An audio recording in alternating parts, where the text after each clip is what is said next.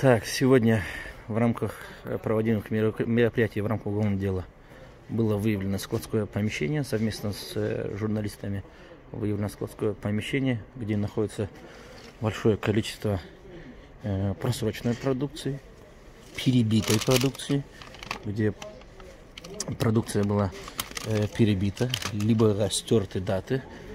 Кроме того, был обнаружен аппарат по перебивке продукции. Да. Вот смотрите, был обнаружен аппарат, который непосредственно, при помощи которого непосредственно производит перебивку сроков. Так, это вот сами даты. Можно любую дату ставить на продукцию. Любую дату можно ставить. Тоже аппарат. Это по перебивке. Сами ленты. И основной аппарат, вот он. Это основной аппарат. Это основной аппарат.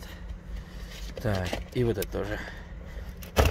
Это аппарат по перебивке дат на продукции. Все это нами было изъято в ходе проведенных оперативных мероприятий на складском помещении.